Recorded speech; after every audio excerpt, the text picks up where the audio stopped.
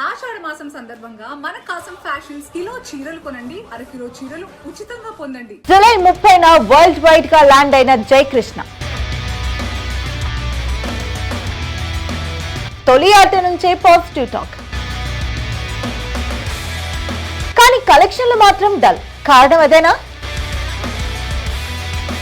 Celluloid కి Ghattamaneni brand కి ఉన్న అనుబంధం తెలిసిందే.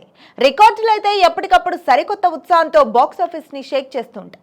ఈ క్రమంలోనే ఘట్టమనేని మూడో తరం వారసుడు జయకృష్ణ శ్రీనివాస మంగాపురంపై ఫ్యాన్స్ తో పాటు ప్రేక్షకుల్లోనూ భారీ అంచనాలు ఏర్పడ్డాయి. కానీ కలెక్షన్స్ మాత్రం షాక్ కి గురిచేస్తున్నాయి. ఈ సినిమా జూలై 30న రిలీజ్ అవ్వగా పర్వాలేదనే టాక్ అయితే సొంతం చేసుకుంది. కానీ సరైన ప్రమోషన్స్ లేవు. అసలు రిలీజ్ కి ముందు చేసిన ప్రమోషన్స్ విషయంలోనే ఫ్యాన్స్ ఫుల్ డిసప్పాయింట్ అయ్యారు. ఇందుకు కారణం ప్రీ రిలీజ్ ఈవెంట్ కి మహేష్ హాజరు అవుతాడని అనుకున్నారు.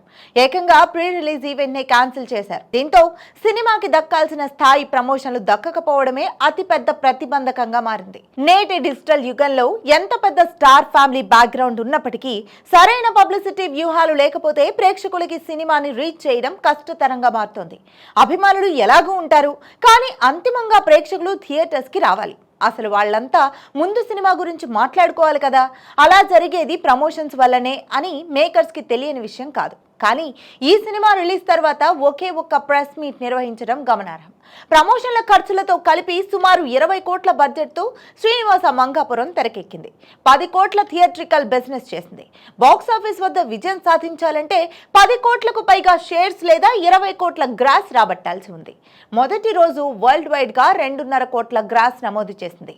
ఘట్టమనేని బ్యాక్గ్రౌండ్ కి ఇది చాలా తక్కువ. ఇప్పటికి వచ్చి వారం రోజులు కాగా 5.46 కోట్ల గ్రాస్ సాధించినట్టుగా ట్రేడ్ వర్గాలు చెప్తున్నాయి. పబ్లిసిటీ లోపమే కలెక్షన్స్ తక్కువగా రావడానికి ప్రధాన కారణమని సినీ విశ్లేషకుల అభిప్రాయం.